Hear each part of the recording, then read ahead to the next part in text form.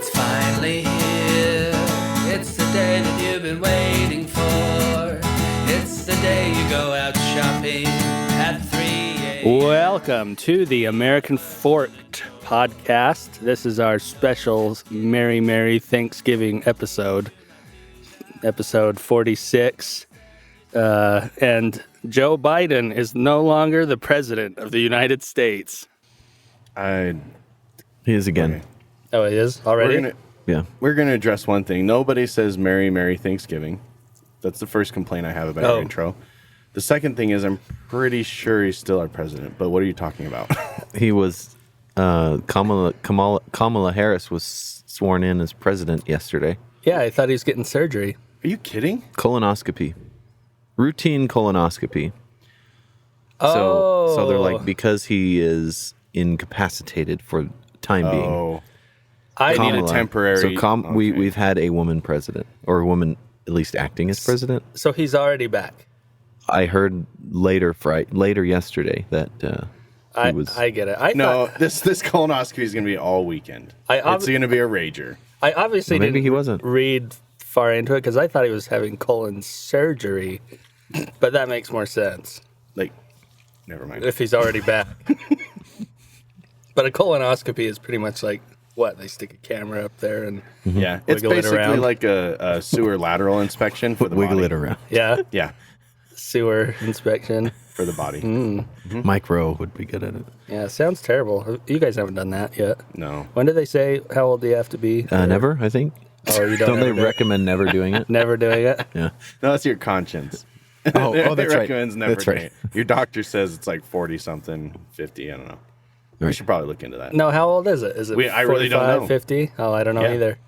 Something like that. Those colons can I thought it was 40. go bad on you, though, apparently. Yeah. They get Early screening yeah. can prevent colon cancer. Yeah, that's what they say. Like as old as Jake is. One thing I know is they're full of shit. Colonoscopies? No, colons. Oh, colons. Yeah. Ah. Are they? Is that where it goes before it comes out? I'm not going to give you an anatomy lesson, Phil. Call Jay Allen for that. Yeah. Anyway, on to our local news. What a pretty exciting story recently. You're just jumping right into this thing. Yeah. No intros. What if I'm Trent? Oh, yeah. And no one knows. And I'm Tyler. If you've landed on this podcast So you got Trent? by mistake and have no idea who we are or what we're talking about, We've Trent and Tyler. yeah. Stop confusing people. Let Trent Phil and intro Tyler. us. We're a group of friends who grew up together in American Fork, Utah. We've grown up to be very different people. On this podcast, we pretty much just have conversations and talk about the world and events. And we are not overly informed, but I would say we're not underly informed. Is that accurate? I don't know if underly's a word, but I get what you're saying. We're probably a group of averagely informed people who are just talking about life. These So- are the kind of conversations that a lot of people just find themselves in. Like, Yeah. You're wondering, is he full of crap? Or is that right? Yeah. You know? Mm-hmm. And, we'll admit when we're wrong. Yeah. And We're you've- never wrong. If you've been listening, you've we're not. probably heard us say a lot of terribly wrong things. Not wrong morally, but wrong as in factually. Completely incorrect. Completely incorrect. and we want you to know that we do notice those things. We just make no effort to correct them or anything like that. So if you hear something we say that's totally wrong, you're welcome to, Be on the podcast. call Be in. a guest. Yeah. Really, the only things that we cut out of the show are things that maybe a guest didn't want mentioned, or the bad background noises or something that are distracting. Yeah. When It's really like it is straight up raw discussion.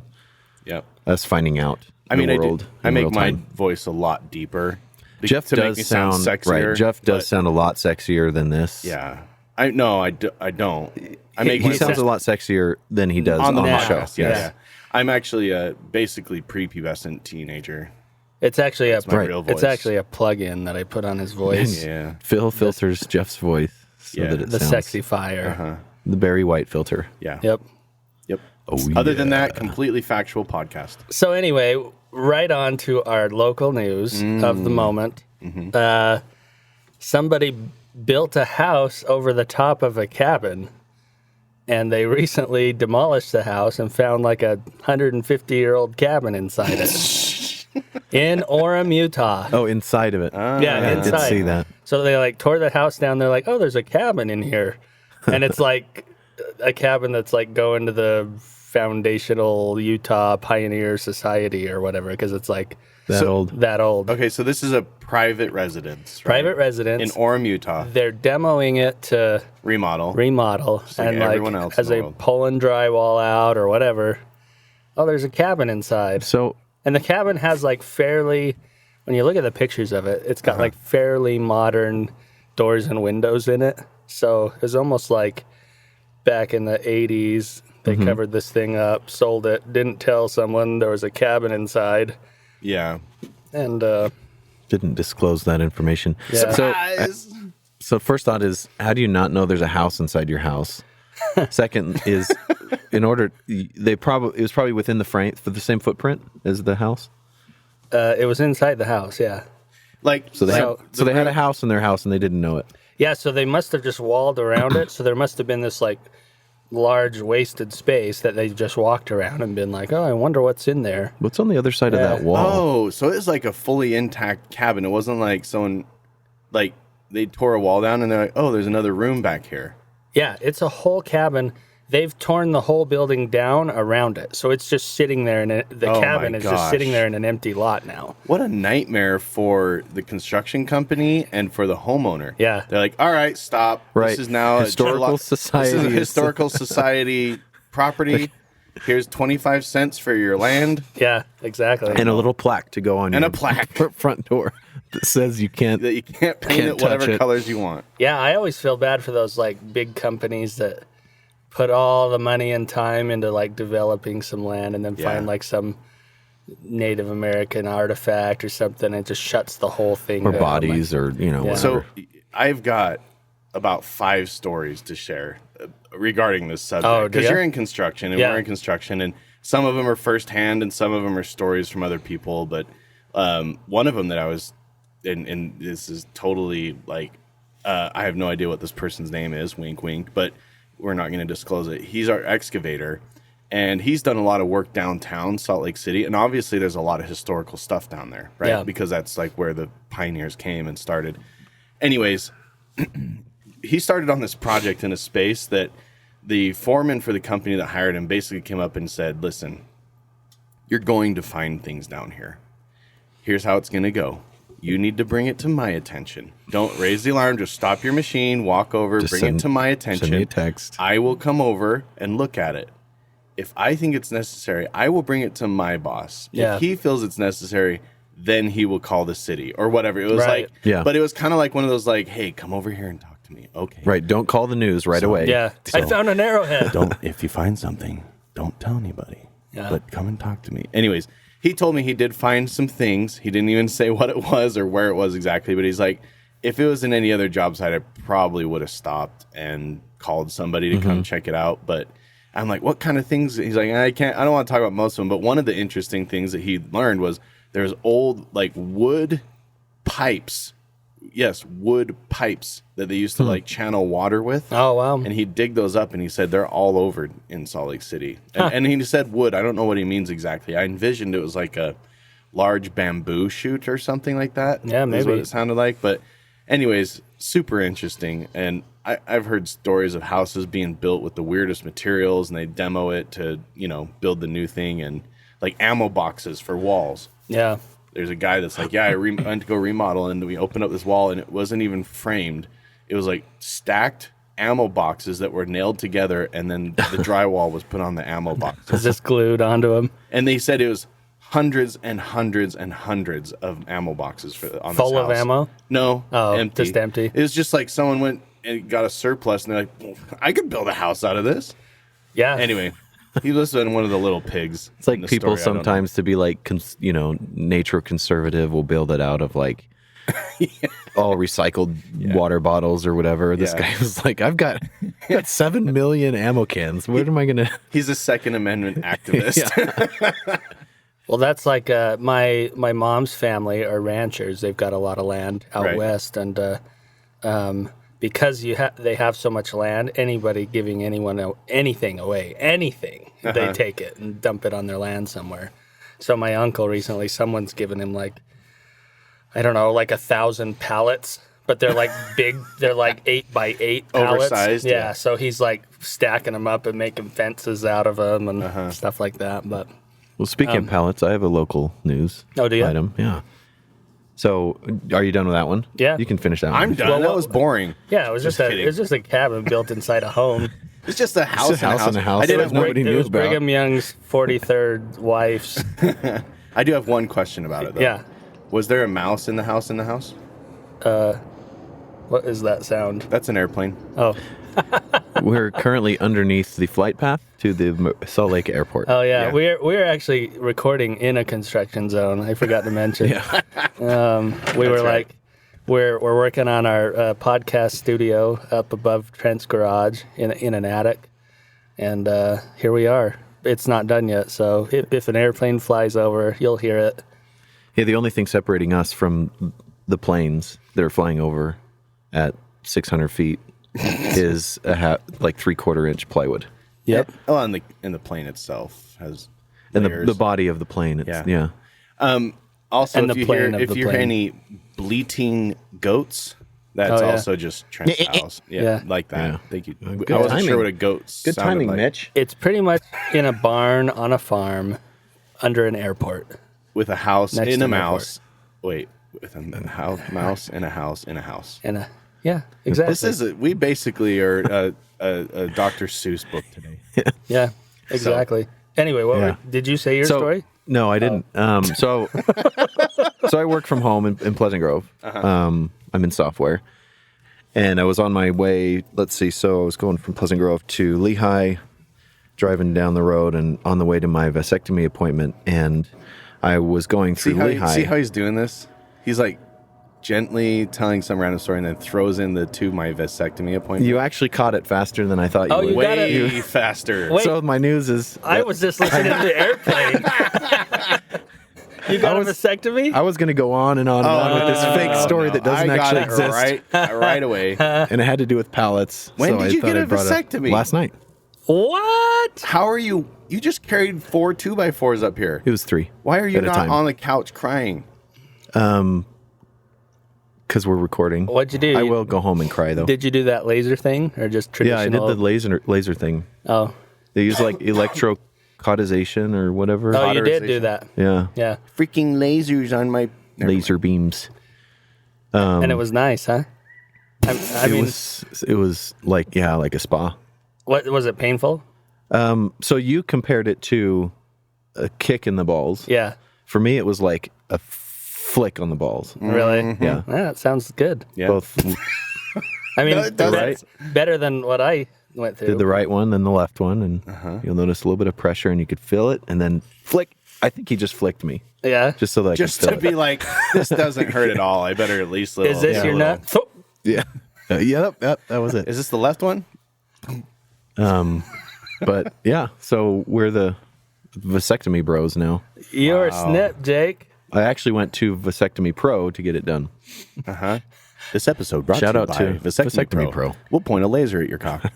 It's so funny because I got a buddy who married a girl. She's got 2 kids. They had another kid. So he's got like 3 kids from the get-go. Yeah. And The Trent? Brady Bunch. no, it's my buddy Andy. He's actually one of my young men out in Boston. Oh. But he's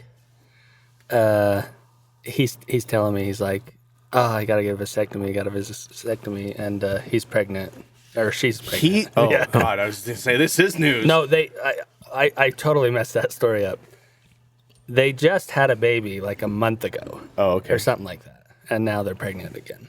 Are you kidding me? Pregnant with a newborn. Yeah. Yeah, we went through that. So, It gets to a point when you, as a man, and this is just my opinion, I think you guys would agree that it doesn't matter how much pain you have to endure for like a week or 2. Like, let's just not have another kid. You know? It's like, yeah, kick me in the balls each day for a week. And if it means I don't have a kid for the rest of my life, I mean, I love kids, I really do. But like, as you guys know, and if the listener hasn't heard this, I have 8 years between my kids. The last one, and thank God I have him. He's so awesome. He's Yeah. my only boy, but he's 2 and my other daughter's 11. Yeah. So it's like we're thinking we're going to be like 40 and partying every day in Cancun or whatever. Yeah. And then it your turns out 7-year-old we're will come actually home. going to be wiping diapers. Yeah. Like kids And are going to waking be up at 2 a.m. Oh, yeah, and it's way tougher in the 30s than it was in the 20s. I'll Yep. tell you that much. Yep. So, Jake, you're Congrats, less of a Jake. man today. I am. You are less. You're practically a woman now. Yeah. I mean, He's basically got a sex The change. one thing that made I- you unique. I now identify as a woman. Yeah. as a non-fertile man. That's what I identify. Well, on my calendar, I put sterility appointment, 5 o'clock. Sterility? Yeah. I think I put veterinary appointment or something like that. That's so funny. You went to the vet? Pretty good. Pretty good. Yeah, he gave discount. me some ivermectin too. Vet gave you ivermectin. 2 for 1. Okay, we're just gonna roll with this. Sorry, Phil, that you lost control of the podcast, but I did go to the vet yesterday with my dog, and I just wanted to bring this up because it was really funny. My dog is very skinny and athletic, and she's very healthy and she's great. But we had a dog that died at 2 years old from like a sickness, and it was like, what? We need to do better with our dogs. So we decided to give him regular checkups, like once a year or whatever it is. So I took my dog in. She's super healthy. I think she's an attractive dog. Like, she's a good-looking dog. She's athletic and all that stuff, right? She's not fat. She's not skinny. She's just like great. I love this dog. I'm not joking. Yeah. So I bring this dog in and to get a checkup. She's never been to this vet before, so it's the first time this vet's checked. And he's an older dude. He's probably like late 70s to mid 80s. Yeah. Right? He's an old dude. Okay, comes in, and the whole reason I bring this up is because it was slightly awkward.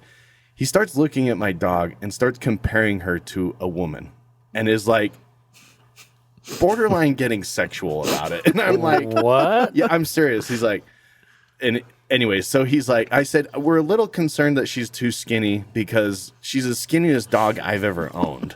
Like, I don't know if I've always just had real fat dogs or if she is actually skinny. Like, what is your opinion on this? This is the breed, blah, blah, blah. He goes, well, if she was a young woman, she'd be fit to be running a marathon.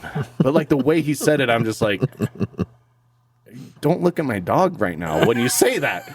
You're really weird. And then, anyways, it was awkward. That is awkward. But he was a very sweet guy, and he obviously knew his stuff. But it's like, don't jump straight to comparing like an animal to something that you potentially could have like a physical relationship with, as like a woman. You Yeah. know what I mean? Anyways, I thought it was hilarious, but my dog's great. That I know was- your main concern. That is super awkward. Thank you for making this podcast so awkward now. Should we just end it here? Thanks for listening. See you later. Bye. Have a good night. No, that's Did we just derail? Completely. Come back to that Where from is that the one. train? I love it. I love it. No, you don't. What was I gonna say? I don't know. You're hosting. I just derailed it. Good night, folks. This is my footprints walking Going away. down the stairs. Goodbye. Bye, Jeff. National news. So here's a little COVID rant for the week. Here we go. Some journalist, I guess, requested a Freedom of Information Act thing from the FDA, and they pretty much want the data that the FDA used to approve the Pfizer vaccine. And they're saying, yeah, we'll give it to you. It's just going to take 55 years.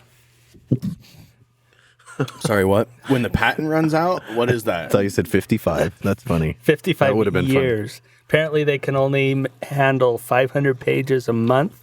And it's like 381,000. Oh, that's a good way to do it. Yeah. But they could give him 55 pages or those pages per month, right? Yeah, they're giving them the 500 pages a month. Or a year, a month, I think that's what they said.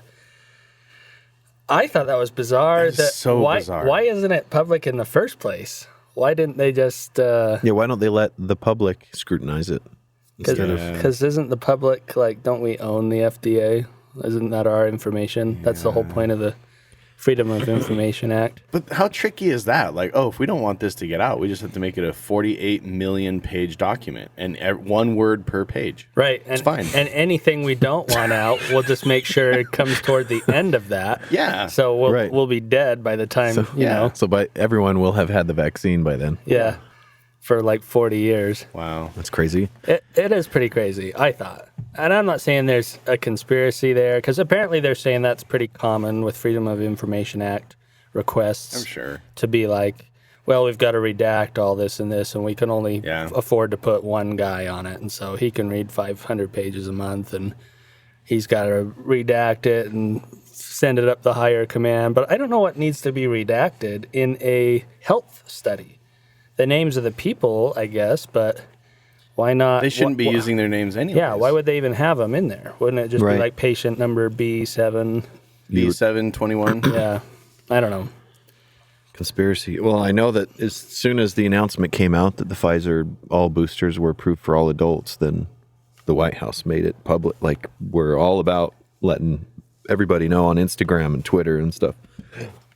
Yeah, like for the original vaccine, like before the vaccines were approved, they were at least saying that like, oh, we've tested them on like 30,000 people. But then you've had all these incremental like increases of the vaccine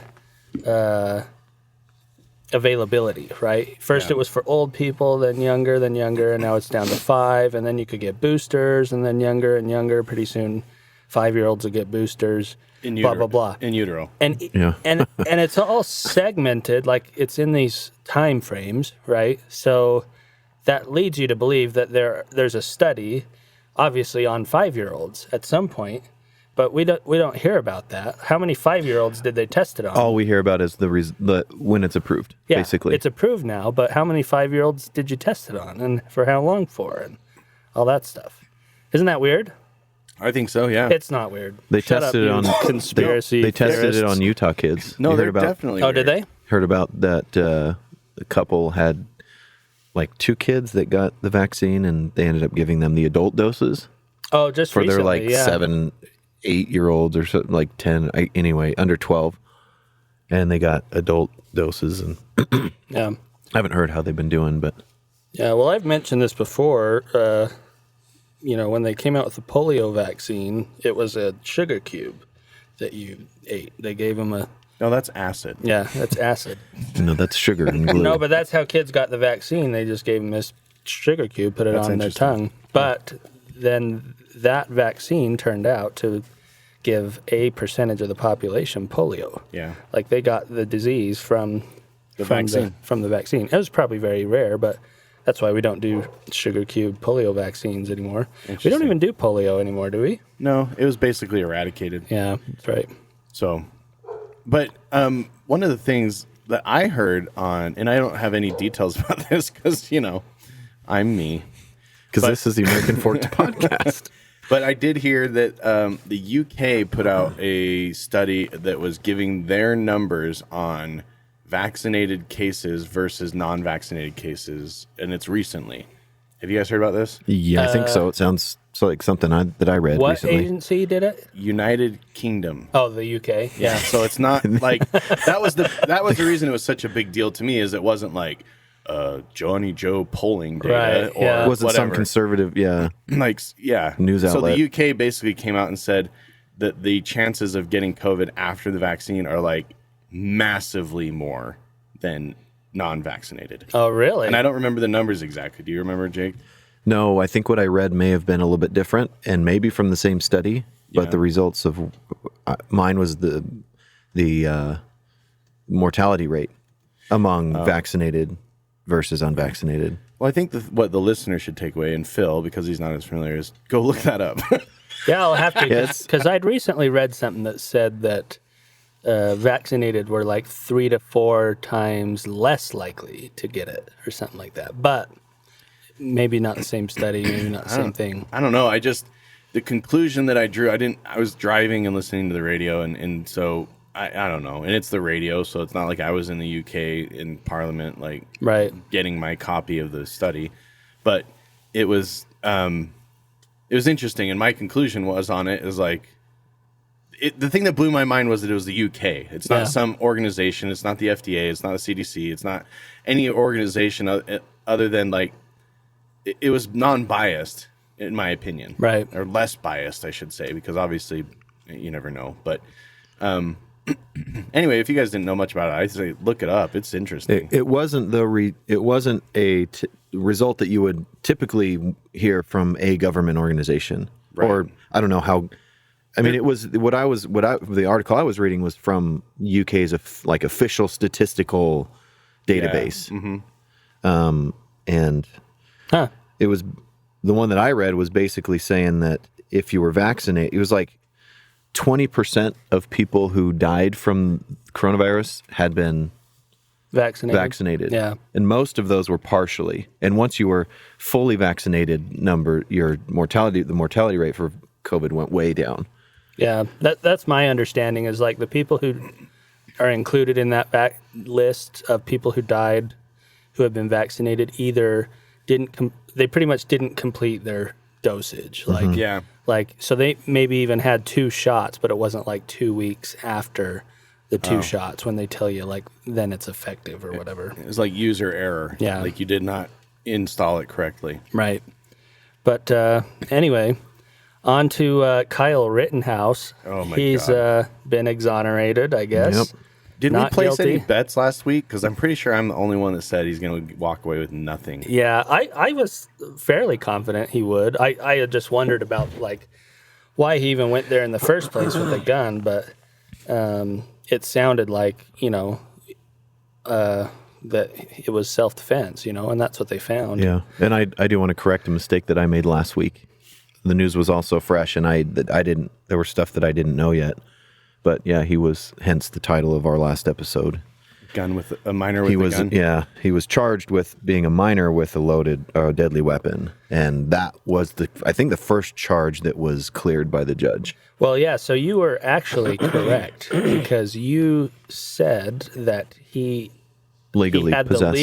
he legally possessed the gun, and that was decided to be the case. Yeah, and according Because- to the judge's ruling Right, on that. because in that state, you can't be a minor with a gun unless you're 17 and the barrel is like a certain length. And so he qualified. Yeah. So he did legally possess the gun. So you were right. So you don't have to apologize. Let's rewind. I'm not going to apologize because Yeah. I'm an alpha male. With a vasectomy. With a Yeah, with no vasectomy. dick. I've gotta compensate. What? How does a vasectomy work again? Can't remember.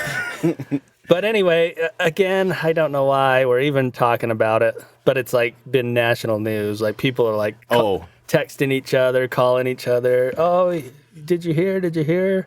It's like, okay, there are like thousands of other cases going on right now. I don't know. People know that I have like this. I've said it, described it as Fetish the third for, mind. Oh no. Oh, that. Yeah. Yep. Jake, let's not talk about last night. About just different things that are going. Why? And you just said, I don't know why this is such a big deal or why this story is like national news. Like what? It's such a huge deal, right? So someone just sent me this picture and it says, "The distraction. Kyle Rittenhouse trial was streamed for live media all over the world to see. Media pushing more division in the cities, expecting possible rioting, and with the verdict, tons of media coverage." Right? Yeah. Just stating that's the fact of like it is shoved in everyone's faces. Everyone's talking about it. There's threats of riots. Like all the attention's on that. You could say. And then it says, and I'm going to butcher this person's name, but you guys might know, Ghislaine Maxwell's trial. Do you know who she is? Ghislaine Maxwell. Ghislaine Maxwell. Yeah. I don't. It is a stupid spelled name. That's for sure. The verdict is she's probably the affirmative. only one in the world that spells it that way. So this Maxwell lady's trial started today. She's the only accomplice of Jeffrey Epstein and the global human sex trafficking ring, and yet the public is getting a sketch. That's the only coverage that's been happening is like a courtroom sketch of what's going on. This trial should be on live streaming the whole world. Is it in Florida? No idea. I have no idea. I have no idea if it's true that trial is actually going on right now. But just somebody sent me that, and I was like, I wonder if that's accurate because, it does seem like a big deal being made out of something that's not that big of a deal. And what I mean is it's pretty clear that he was defending himself, the Rittenhouse. Oh yeah. Okay. Like, I thought you were talking about Ghislaine. How do you say it? Ghislaine. Ghislaine Maxwell. no, that's very, the Rittenhouse thing seems very clear. Seems. Yeah. This other thing seems like something that someone would definitely want pushed under the rug. Yeah. You know? Yeah, Yeah. when she had a hearing to determine whether she was guilty or not for some charges in her association with Jeffrey Epstein, and that was a big deal. But as far as the streaming, I asked what state it's in because I know every state has different rules as far as whether Oh. you can have cameras in the courtroom or whatever. That's why Right. you often see sketches Right. and no actual video. I guess in Wisconsin, you can have a camera in this thing. So we knew all about the Rittenhouse stuff, but I haven't heard anything about what's going on with Maxwell. Yeah, and this could be totally bogus. It could be fake news. You can say that, Jake. Fake news. See, and I'm a little bit torn on this principle because I don't like the judge in this case, the Rittenhouse case, was saying the reason that I do open court processes or whatever, like that let the media in and let them film it, is because I think it's important for the public to see this process and to see how it goes. I'm a little torn on that because, especially in these high-profile cases, because I do think it can affect the jury. Because if the jury is going home and talking to their friends and family, the jury is only supposed to see and experience what is in court. You know what I mean? Like, here's the evidence. Here's the evidence in the case. This is the only thing you're supposed to consider. But then they go home, talk to their friends, their family, even though the judge says, don't talk to anyone about the case, don't do this or that. Some jurors might comply with that, but it's probably very unlikely that they're going to. Have you ever been on a jury? Yeah, I have. Did you discuss it when you went home? A little bit. Yeah. That's why you think that those jurors are liars, because you are. Well, and that was like a nobody heard of case. You know what I mean? I know. Like, and that's what I'm saying. But like, if you were on a big, like, remember on The Office when, what's his name was like on the Scranton Strangler case, like how excited he was to kind of allude to it. He's like, I can't talk about Who was it? it. Who was it? It was, what's his name? Dwayne? Not Dwight. Oh, that would have been so funny. Dwight, sorry. What's Toby? It was Toby. Okay, that's hilarious. But yeah, like, and not just that, but people will know you're on the jury, your friends and family. And if they're riled up about the case, you know, hey, did you see this? Blah, blah, blah. I know you're not supposed to talk about it. Or they see the news, they see that, like, and that, I think, affects the process that's supposed to be, like, those people are supposed to go in there and only look at the evidence. Is there a word called exonerate? Oh, there's a word that has to do with keeping the jury completely remote from the world. Sequestered. Equestered? That's a horse. So if they sequester the jury, No, that's a what- horse too, I think. It is sequestered. No, I was in Draper, and there's this sequestration park, and there's horses there. So when they sequester a jury, And there were no courthouses Nope, there. there were no jury members on these horses. I asked them. so when they sequester a jury, that's what it is. But they typically only do that in like when they're deliberating. So after the trial. So did they do that with these guys? No, I don't think so. I'm not sure, but gosh, they didn't even should have, they man. didn't even do it in the last big one, the one we keep talking about. O.J. Simpson. O.J. Simpson. No, what was that guy's name? The cop that knelt on Charles Manson, the guy. Charles Manson. Ted Bundy, The Blair Witch Project. the Blair- Salem Witch the Trials. DC sniper, What is that guy's name? Mike Tyson. George Floyd. George Floyd. Oh, dang it, I was almost But what there. was the cop's name? Derek Chauvin. Derek Chauvin, There it is. No. So anyway, Never heard of like it. in that case, I thought for sure they would have sequestered the jury because that was Right. like crazy, but they Yeah. didn't. So I don't know what they the jury I was on. It was a gang beating, so there was like some concern that like gang was going to come after the jury. Yeah. You know, and they didn't do any kind of like. They just said like if someone follows you or anything, just contact the court, but. Otherwise, they were like, just walk out to your car alone and drive home. I had a Okay. similar thing happening where this lady had a whole bunch of fraudulent checks. Did I tell you guys about this jury I was on? No, I didn't know you were on a jury. It was actually way, way, way boring. Oh, and really? Super, super, super interesting. Oh, really? Like it was it was IRS tax fraud. Oh, wow. So, and I'll give you the shortest version ever. In Utah County? In it was a federal courthouse, downtown Salt Lake. Basically, this lady's husband died, and he was receiving government funds. I don't remember what, Social Security, disability. I can't remember. The government isn't stupid, and so they have a 3-day lag in their system when you submit paperwork, where it basically disappears for 3 days and then appears where it needs to go.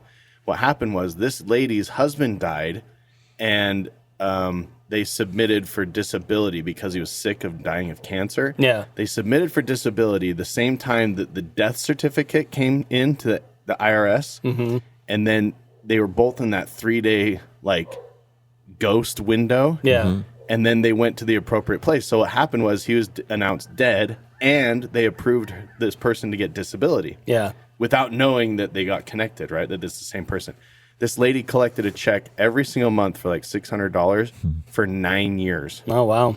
So obviously they took her to court. It was blah, blah, blah. Anyways, I can't remember all the details about it. Super boring, but the coolest process ever. I'm not joking that every time I get a jury summons now, I'm like, yep, I'll do it. I don't care what it is. 48 parking tickets. I'm into it. Yeah. Let's go. I'll ask for the whole week off work. But it was really interesting, and there's no talk of equestrian parks or anything like that. Oh, yeah. when No I was on- equestrian. They didn't equester. So is she guilty? any- Oh, hell yeah. Yeah. Everyone basically, it's funny because you don't talk to the jury members Right. at all during, you go and eat lunch together. Yeah. And you can't talk about it. You can't talk about the case, right? Yeah, you're like, so Oh, you mean work? outside of the hearing times you can't talk No, about it? you're or- in the courtroom and they take you out of the courtroom and you eat lunch with the jury. They keep you together. They've got a guard outside the door. They bring you your sack lunches, and they even fed us breakfast too. And, Was it good breakfast? No. Do you remember what you had? Donuts, I think, one day. Oh, what's the cop out of? Yeah. And it was like a milk carton, from elementary Well, school. you're getting paid what was it, $80 a day or something? It was less than that, Yeah. I'm pretty sure. I think if you also... Was it 2% or the milk? the milk? Yeah. Or do they have options? They have hot chocolate milk? No. No chocolate Sorry, milk? bud. Ew. But I did. I don't want to do it. I did fold Jury. it and slam it on the table and pop Right, it. Though. smash it, yeah. And Mr. Green popped through and he's like, "What the hell?" Anyways, so he the food Did they have wasn't sprinkles that- on them? The donuts? God, Or? can you not? I think it was a fritter. Okay, Okay. are you done? That's fair. apple, because you're gonna ask if it's raspberry or apple, right? It was an apple that was- fritter. Jake's next, hungry right now. Did you want a donut, Jake? Yeah, I'm hungry. Okay. We should have brought one. Anyways, it was a very cool process, and anyone that thinks it's a waste of time, go do it, because it's very interesting, and it's I don't know, I'm fascinated by it. So it's not like the movie 12 Angry Men? Is that what it's called? Where I think I've seen that. It's a movie that's based around a jury of, I think it was a murder, and it's about the interactions between, they have a hearing, and then they go into a room and they debate, they talk about it, they try and make a decision as to what their yeah. results are. Then they go back and, they're slowly convincing each other what the result of the case, hearing should be. Right. It's not like that. They don't take in, they have to, how do you come to a decision? You do it outside the courtroom, right? Well, yeah. So yeah, when you deliberate, they send you. That's one of the most fascinating things I realized is they show you all this evidence, they do all the arguments, the prosecutor, the defense, the testimony, and then they send the jury in the room, and the judge gives them instructions. He's like, Yep. You're to look at this evidence this way and this way and this way. But they send you in a room, and then they close the door. There's no one in there supervising. It's just the jury. So it literally boils down to it doesn't jury matter of what was said or any evidence or anything.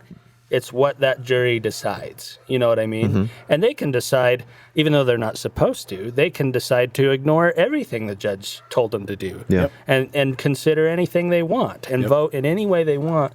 It's not like there's a report that they draw up after this is why we did blah, blah, blah. Right. Yep. They just come to a decision and then they come out and announce it, guilty or not guilty. Well, and it's interesting the interesting thing to me was also that the social experiment of, you take a slice of society and you throw them all in a room. Yeah. You got the young dude that was me, because this was many years ago for me. I was like the youngest you guy were the in young there. guy at the time. Yeah. Now I'm the old man. And then you have like the Middle-aged housewife man. that's like super timid and is like just doing it because she legally had to. Yeah. And she's probably really bored. She'd either be doing this or watching Judge Judy at home. Right. Then you got the guy who's like middle-aged business owner, like, this is a fucking waste of my time. Like, what? Of course she's guilty. You know, you take the slice and you see the interactions between everybody. And like the grumpy guy that's like, well, how do I know that you didn't do this? And Yeah. how do we know that? And then the other guy's like, you idiot, were you not listening in there? Her signature's on every single one of the checks he got. Yeah. Like, come on. Like, it's just so, it's like a sitcom in there. Yeah, it really is. It's so interesting. And in my case, it was a little bit more involved because it's a gang beating at Yeah. like a skating rink and in the community. And so everyone has like a little skin in the game because Right. it's like kind of affects Yeah. everyone. So, but it was this slice of all different people, but it was interesting to see how all these different people, different races, different Was this in religions. Boston? In Boston, yeah. Oh, wow. And so, like, all these different people, but we were all like, yeah, we're going to make sure we get these guys if they did what they did. And you have this whole trial and song and dance. And at the end, the prosecution, for their closing arguments, they just pulled out a TV and pushed play and like stopped it and was like, you see that guy sitting over there? That's him. You see him on the TV? Watch what he does. And he like walks over and kicks the guy. Like, see that guy over there? It was like 8 guys all sitting there, all charged at the That's same time. crazy. And so we were like, what the heck? Why were we here for 5 days? Like, and we went in and like took our time and watched all the videos and everything. I've said this story before, but Yeah. So it was what they call an open and shut case. Like it's pretty much like it really was, except for in the one case. So it was we were supposed to decide on like 2 different charges per person, and one was assault with a deadly weapon, which if you kick someone with your shoe on, is assault with a deadly weapon in Boston. At least it was at the time. unless they're Tom's shoes. then Yeah. it's not a deadly Or weapon. Vibram 5-finger. And Yeah, and, those ones. Those Those are those legally are not. But Red deadly Wing weapons. steel toes, definitely. Yeah. Yeah. And Those it- are and assault boots. Nikes. exactly. And Feels like, shut up. I'm carrying on. and after reviewing, what was really interesting is the defense didn't even make this argument, but after reviewing the video, we found that one of the guys didn't actually ever kick him. He punched him, but didn't kick him, and the defense didn't even notice that. And so we exonerated him from that charge based on just the evidence, you know. Yeah. And so it really is interesting. It really is like you could get, like I thought about it. We had a pretty reasonably intelligent jury, but you could get a really stupid jury in Yeah. theory. Like, But that's jury selection. though. yeah. Well, and that's why Right. each side has some say over that. I don't Right. remember how it works. They each have a certain amount of votes or vetoes or Yeah. something. But so I'm sure and they go through hundreds of people to select a jury. Which is interesting. Yeah, it really is. There's another interesting thing I thought before we even got to trial and like listened to everything. They're smart. Like they know the system. So like for example, this lady did these fake checks for 9 years. Yeah. Every single time she signed a check, every one of those months was a criminal action. Yeah. Right? But they picked 6 of them that were like super obvious. Yeah. They picked 6 of them and they charged her for those 6 because if they charged her for 7, it wouldn't matter. Yeah. The penalty, what's it called? The judgment is the same. If it's 27 counts or 7 counts, it was the same charges, right? You can't exceed a certain thing. Yeah. So they cherry picked all these incidences and charged her with like 7 to 9. I can't remember how many it was. But the questions became like, anyways, when we were deliberating, it was like, okay, I understand for like the first year or 2 years, maybe like not understanding what this check's about, Yeah. but it's coming in his name and you're signing his signature. Like, okay, maybe a year or 2, and then you're kind of like, okay, never mind. But all the things they picked were blatantly obvious. Like 8 years later, Yeah. you're still cashing these checks, Yeah. you know. But it's probably the same with this gang beating thing. It's like they didn't take the count where it's kind of like, maybe not. Maybe he didn't quite kick him that time, but we'll give him 3 counts because they did these 3, or whatever. What's interesting, though, because didn't you say that she sent the death certificate in? No, it was like the coroner or whatever. Oh, the coroner sent it in. Uh-huh. At the same... See, they applied for disability. Yeah. Sent it while her husband was alive. Right. Sent it in, and it goes through whatever channels and back and forths, and then it finally arrives at the IRS. And then the death certificate from the coroner arrived at the same time, and that's a quicker process, I think. Yeah. So they literally landed on the same time. Like, they applied the month he died. Yeah. And they landed at the same 3-day window. And believe me, the first whole day was explaining how the computer system at the IRS worked. Yeah. And that was like the super boring thing where we're like, oh my gosh, I get it. Okay. Yeah. Why is there a lag there? Okay, we get it, Yeah. Anyways, but that was, it's way less cool than your story though. Well, no, it's interesting. Like I've said, I'm fascinated by the whole process. Like, it really is like, when you think about it, it's really is the best way that we can do it. Like, when it all boils down to it, as we've certainly seen in the last few years with just like how news is reported in general, like people can say whatever they want. They can say this happened or this happened. This person said this or this person said this. And then I dig into it and I'm like, well, that doesn't look like, where did you get that? You know what I mean? Like, that headline is false. It's flat out false. People can say whatever they want. And it's true about prosecutors or defense attorneys. Yep. They can say whatever they want, and they can present whatever evidence is relevant to their argument in any case. And it's like, a lot of times it's very difficult to know for sure, and that's why the best system we can come up with is like, well, we're going to randomly pick 20 of your peers, and they're just going to decide. Yeah. You make your case, we're going to make our case, and they have your life in their hands, or in some cases not your life, but whatever is going to come. We get, there are a lot of people who give our judicial system a lot of flack for being, just being a bad judicial system in general. But we actually have a great, to be heard in front of a jury of peers is really an amazing way to do it. Yeah. So it's not just a corrupt judge making a decision all the time and being paid off by police officers or gangs or whatever. That doesn't happen a lot. Yeah. Is there other countries that have similar processes to ours? I just have no idea. I assume so. There are several countries that frame their constitutions off of ours. Yeah. But judicially speaking, I don't know. Yeah, I think they're comparable. I don't know. I think we enjoy some freedoms that other countries don't, like fritters for fritters. breakfast. Yeah, fritters for 2% breakfast. milk. No, but as far as rights go, and what people can say and can't say. Right. But it really is. It's a fascinating process, and Interesting. We've come a long way since the Salem witch trials, that's for sure. It's been an evolving process. She's a witch. Hang her. That's a perfect segue into. Oh, really? Yeah. I love them. Into our topic of the evening, which is Thanksgiving. Oh, yes. Okay, I get it. And what do those have to do with each other?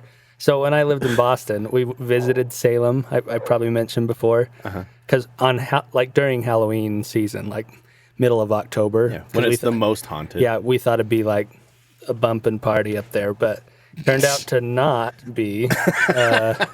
So if you're ever thinking of going to Salem now we didn't go on Halloween night, so I don't know if it gets fun then, but Salem is pretty lame, sadly. Ever since those witch trials, it's gone downhill. Ever since the witches were all killed, there's nothing cool happening. I thought it would be a cool touristy place to go, where they'd have lots of stories and stuff. Lots of burning pits, and hanging places, exactly, and drowning pools, and wands. But they have bowls. So they only have one original building from that time, and it's a little cabin, what they dug out of that house in Orem. And it's not a courthouse. I don't remember what. preserve that. Yeah. That's interesting. Yeah, well, that's what I thought. You'd think they'd preserve a lot of it because it's so historical, but I think at some point, like maybe decades after it happened, they were like, This was embarrassing. "Yeah, like, Everyone let's everyone cover built this up." houses around all of the historical stuff. They don't know about them yet. They're Right. still there. So along those lines, while we lived in Boston for Thanksgiving one year, we went down to Plymouth because we were like, "Oh yeah," even though it's not like the exact story. We're like, it'd be fun to go down and see Plymouth Rock and all that for Thanksgiving. Yeah. So we go down there. There are a couple ships there, but Plymouth was a little bit better, but Yeah. kind of equally lame. And Plymouth Rock was like this shed built around like It's stupid. yeah, it's I've really been dumb. there. Yeah. You know what was cool was Jamestown. Oh, really? Yeah. I don't know Just if- because there's actually like foundations you could look at and be like, wow. I don't know why I thought it was cool. Yeah, I don't know if we went to Jamestown, but when we were in Plymouth, we were like, yeah, there's got to be some like Thanksgiving store here that we can find like a Thanksgiving like centerpiece or a little Scalp- ship, or- Scalps and stuff. Like, yeah, Oh, something. man. So we're like looking and looking, we can't find anything. But what we did find was like a little Thanksgiving like not get together, kind of like a farmer's market thing going on. And next to it was like this group of maybe like 10 or 12 Native Americans that were protesting. And I was like, what in the world? It is Thanksgiving. Why are you guys here? I was a little miffed about it at the time. Did you talk to them, or what was their purpose for being? No, it was like, just remember the something, remember Native American something. I was like, why are they protesting? Anyway, Yeah, it is interesting because my reality is, and I could be totally wrong and probably white privilege about it, is that Thanksgiving is the symbolism of unity. Like, despite all the effed up things, like, could we come together for one day and give thanks for Yeah. everything? Yeah. Despite whatever, you know? so the story of Thanksgiving is like there were some pilgrims and they were hungry, right?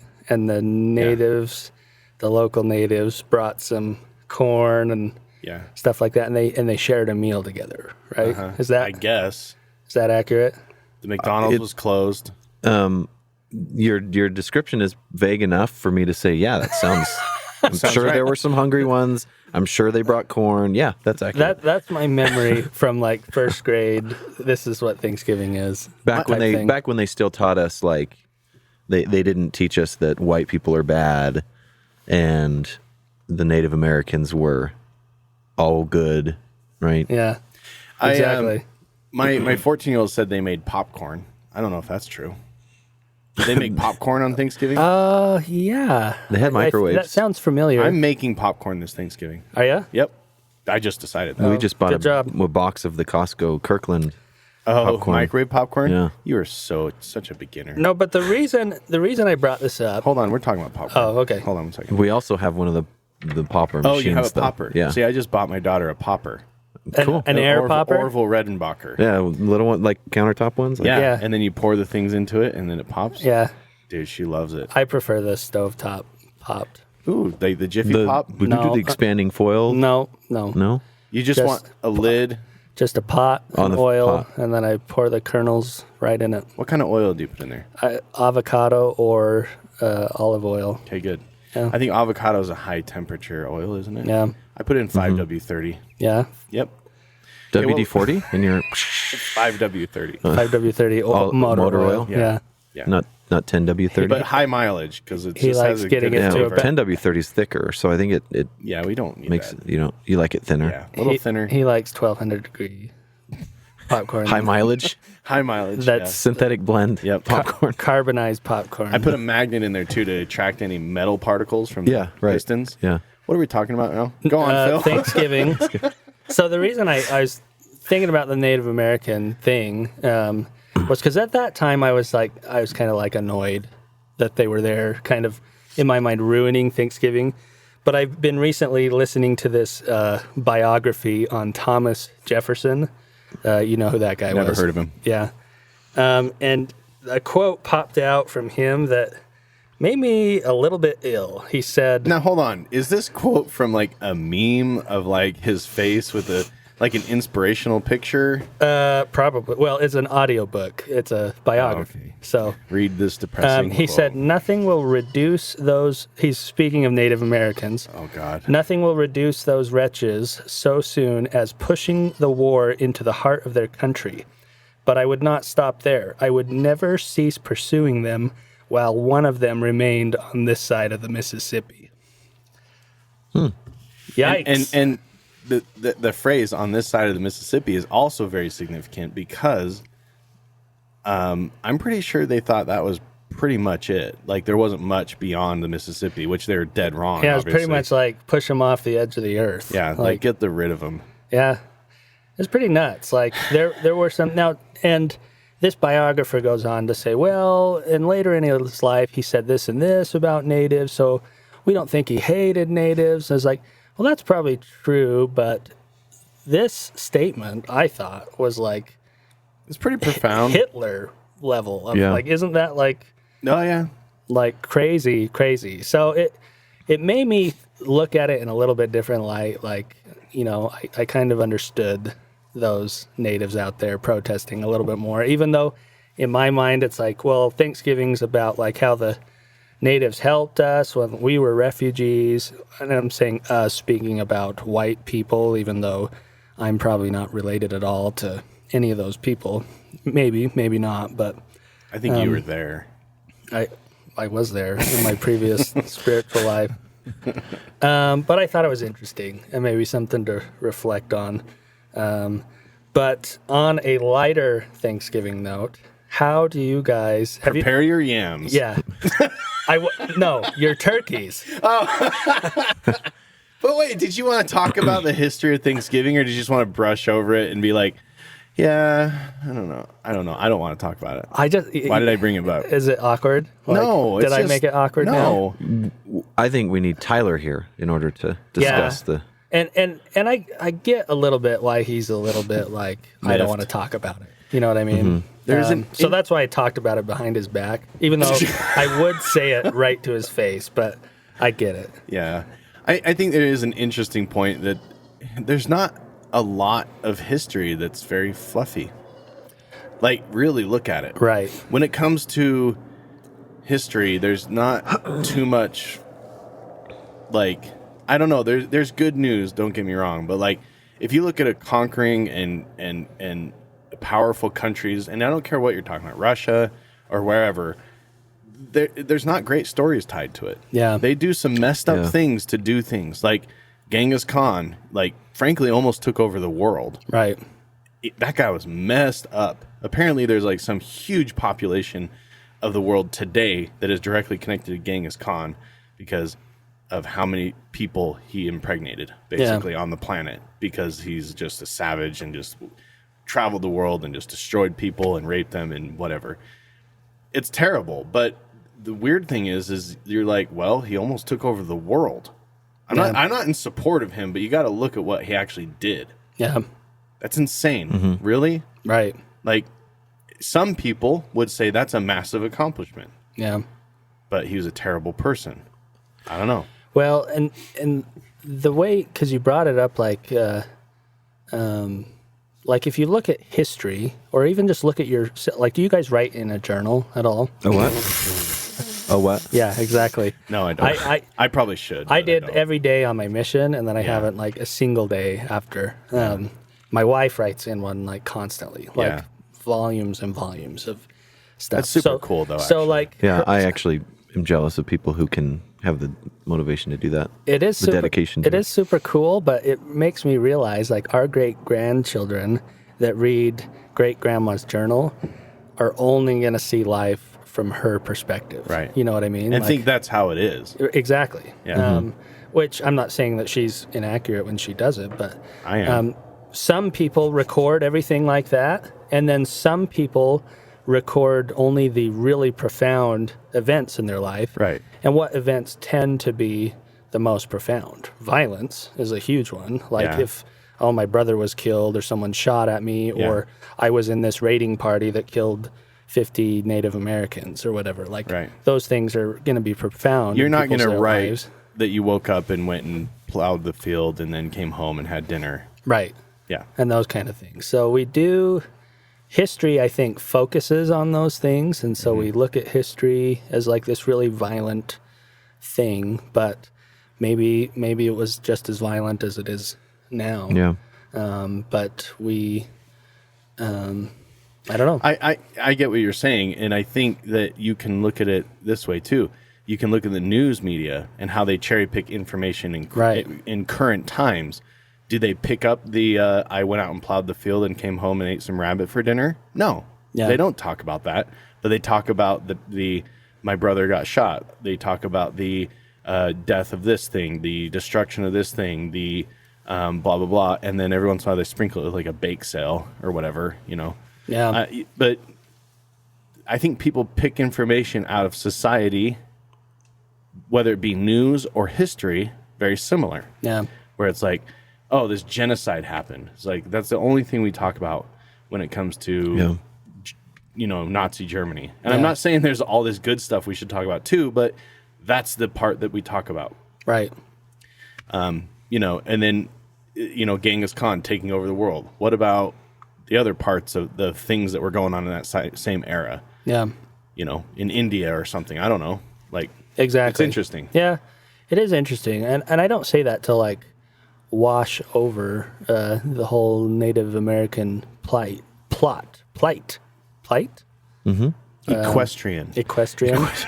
Sequestrian.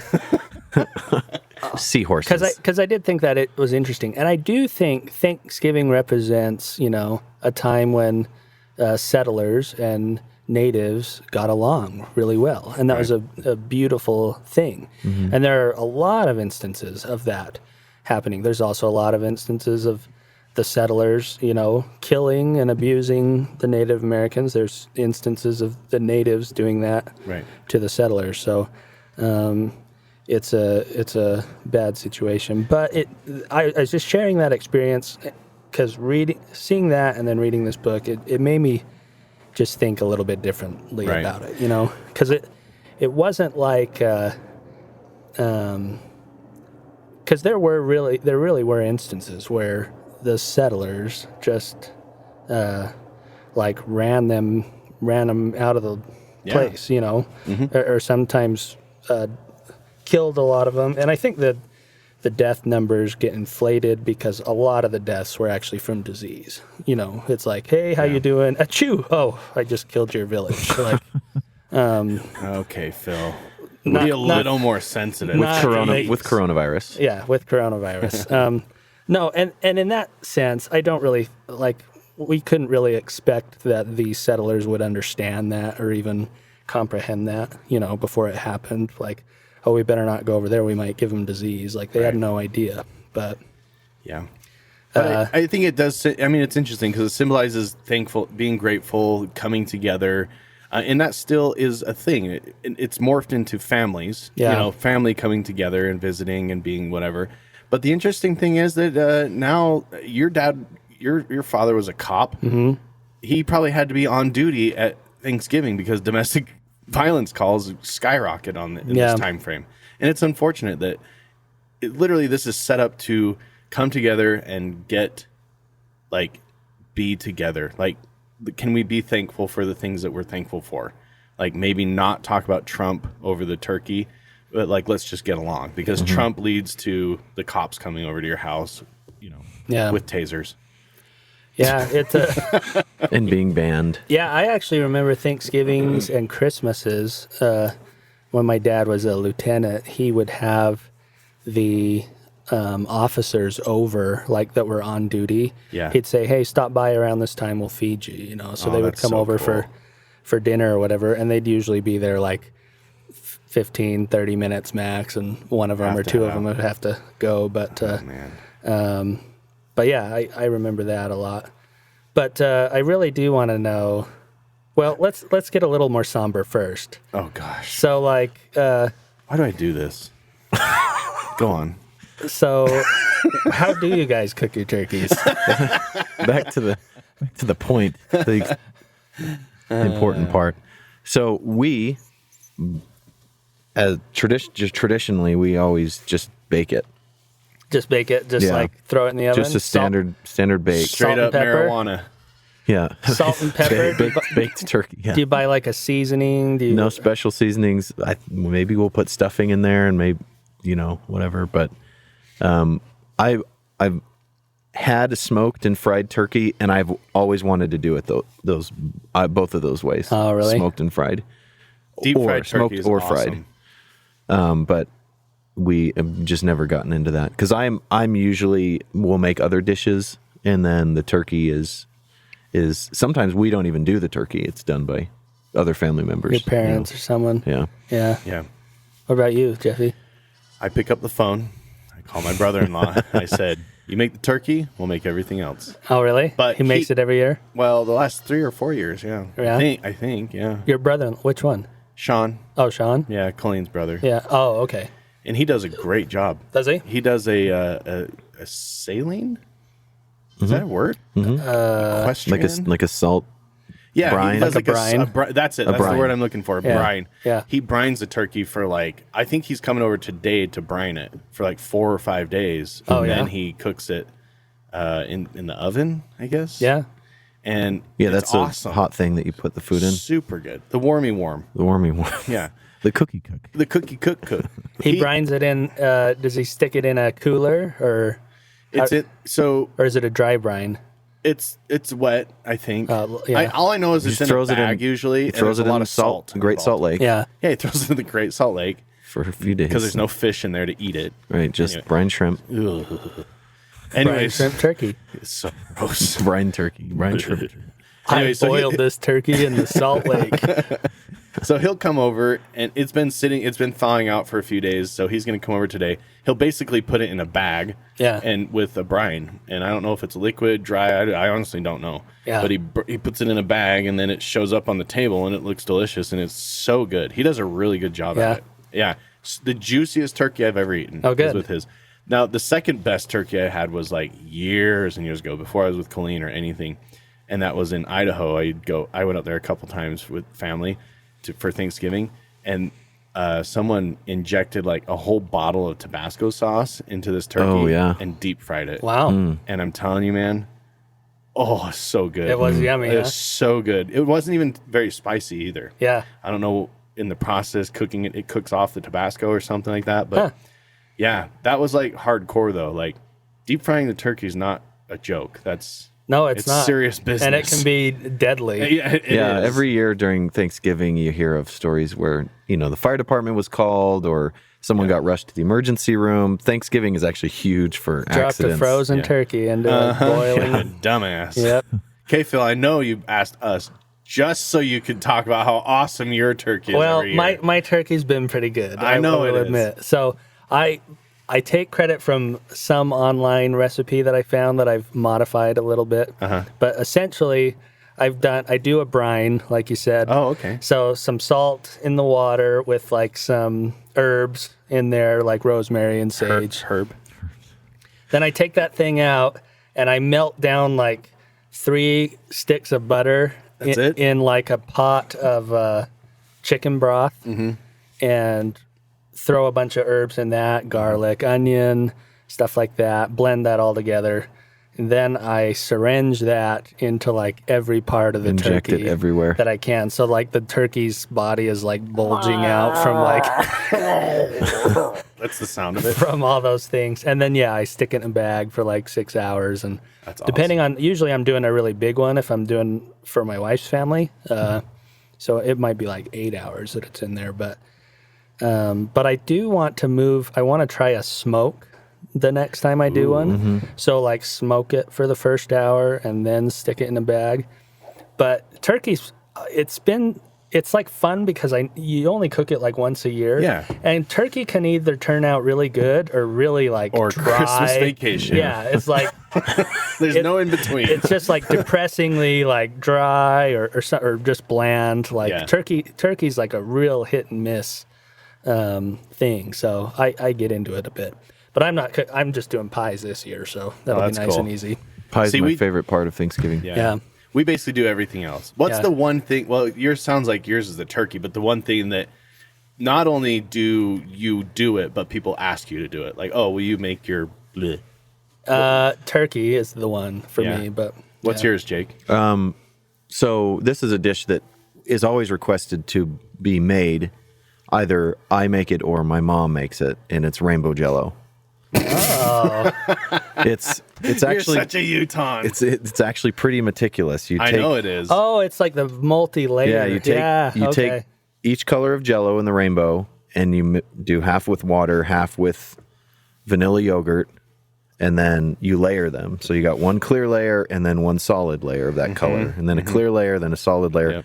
And you have to let it sit and cool between each for at least Yeah. like 30 minutes to an hour between each layer. Yeah. So it takes a long time, but that's my favorite dish. And the canned cranberry You're sauce. Such a Utah. The canned cranberry sauce, not the chunked You're talking up kind. sliced with the ribs on it. Yeah, it's a can inside of a can. And you got to be real careful on how you get it out because you don't want to mess up the cylindrical gotta be- thing. You yeah. got to be perfect. And I- pies. I didn't know that cranberry sauce was anything but the slab of jello-y looking stuff that came in a can. But in the last like 5 years, we've actually been making cranberry sauce, and it's amazing. Oh, it is You expand different, your you're saying? horizons a little bit. Oh, dude, and it pops. Did you know that? Like you cook the cranberries, and they Oh, really? Oh, Yeah, really? they- Like popcorn? not really, Oh. but yeah, exactly like. Did you know popcorn, that the original Thanksgiving they popped cranberries in the fire? actually. They had popped cranberries? Yeah. That's awesome. No, yeah, I don't really eat a lot of cranberry sauce. I So haven't, but I might try some this year. It's sounding pretty good, actually. Okay, before we end this thing off, we're going to vow right now, because this is the Thanksgiving week. Next podcast, we will bring a little bit from each, like a little bit of turkey Some for leftovers? you, some turkey for you, because it'll be Thursday. If we're back if we here on the record weekend, then Saturday, it'll be then- great. Perfect leftover times. There you go. Okay. Okay, a little bit of Okay. leftovers, not for like your whole family or my whole family, just like a little bit. So I'll make. you can try it. So when I'm serving up my food, I'll have a serving one plate, a serving two plate, and American Forked Podcast plate. That's right. No, I mean bring it to the podcast Right. and give me some. And that will be my leftovers that I'll okay. put in the fridge Yeah. and then bring. Yeah, I really want to eat one of Trent's goats for Thanksgiving. I want to just eat it Is it- so it'll shut up. Is it because the noise? No, I like goat. Have you had goat? Yeah, it's good actually. I've had goat's milk. I've had obviously goat cheese, which is what kind of cheese is from goat's milk? It's just Gouda? goat cheese. There's a certain cheese that you buy in the store. oh, It doesn't goat say this cheese. is goat cheese. Yeah, it's goat cheese. No, The one with there's a- cranberries in it's the best. Yeah, goat cheese. No, I think it's. I'm gonna tell you they about- call it. It's a normal cheese name that you don't know is from goats. But Oh, anyway, But there is also goat cheese with There is goat cranberries cheese. on it. When you guys and that's leave here- outstanding. The farm here. I'm going to tell you where there's another farm where there's goats. Yeah. And you can go there and just drop cash in the box and take the cheese. It's like a little store. oh, cool. So good. Drake's. Oh yeah, you told me about that before, and you got me some. This episode Before. brought to you by And it was Drake's good. Farm. No, I do like goat cheese. Have with your the cheese and eat cranberries. it too. I'm excited for that Yep. to come aboard my Yeah. tongue. So back to your question, what is the dish that you always make? Mine's super simple. It's just seasoning and mashing the potatoes, mashed potatoes. But like Mashed potatoes are also a I necessity. put a lot of garlic and salt and pepper and people all want me to make it. do you do fluffy or creamy? I don't know how to answer that question. I wouldn't say it's fluffy, but it's not creamy. I mash it by hand with a masher. I don't like to mix it up. I like to mash it by hand, and so there's sometimes chunks in it. I Yeah. like to leave a little bit of skin on the potatoes because I like a little yeah. bit of skin Sure. in there. Yeah. And then Correct. I'm doing this right? Yeah. Okay. And then So you far. put milk in. Hopefully you have like half and half or whole milk, something thicker. Yeah. Right? Whipping cream. There you go. Something like that. Not necessarily like, 1%. And then when you put some butter in and it's too much, you just put a little more in. Yeah. And everyone's like, why is it so good? It's like, because there's 3 sticks of butter in there. And it's really not hard. And lots of garlic. I like to use cream cheese in mine. You know what? Like a stick Ooh, of that cream sounds cheese fun. Cream cheese is good too. with a lot of butter and cream. And My favorite garlic, salt. My favorite one is that I don't make for everybody because they don't all like it. Is a horseradish. Too. oh yeah, yeah, really good. Like a little spicy. Mashed yeah. potatoes. You know what I saw Yeah. on the internet but haven't tried yet is bone marrow. like you cook the bone marrow and it like comes out as like this fatty thing, and you mix that in there. It's supposed In to the be mashed potatoes? In the mashed potatoes. It's supposed to be outstanding. Wow. But Well, I'm going to be out standing in the rain. yeah, Speaking of horseradish, did you know that most of the at seafood places, most of the wasabi that you get is actually just horseradish with color in it, It's really messed up, dude. because horseradish or that stuff. What did I just say? It's expensive. Really expensive. Yeah, I had some one time, and it's like profoundly like hot. I guess is the like Yeah. that. It's not spicy, but that horseradishy. It's The real stuff is like so good. way more. It's far more that hot than the stuff you typically but it's get. like cleaner tasting is the best way I can describe it. It's just like really interesting. You know where the best horseradish I've ever gotten? Where? At an equestrian park. Good night, It's everybody. Thanks for listening to the American Fork podcast. Mic drop. I just blew a snot bubble. That's going in the podcast. Thanks for listening to the American Fork podcast. We've taken you on a wild ride through presidents and shootings and Native Americans, all ending up at a great Thanksgiving dinner together. So, And lasers being shot at your crotch. yep. So God bless America and Thanksgiving and everything American about the turkey. America, America. Yep. America, America, America. America. Comment, like, share, subscribe. America. The end. That was way better. Those fucking goats. Yes. It's finally here. It's the day that you've been waiting for. It's the day you go out shopping at 3 a.m. to be the first to the door. No, just kidding. Hopefully you do not do that. Instead you sit around with your family and argue about Donald Trump. 'Cause we're American. That's why we like Thanksgiving. That's why we like to eat until we no longer feel like living. Mashed potatoes, they represent the pilgrims as they sailed across the ocean to get away from King George or King Richard or something. Pasta gravy, it represents the Indians that gave the pilgrims food and some blankets, and also they got smallpox. 'Cause we're American.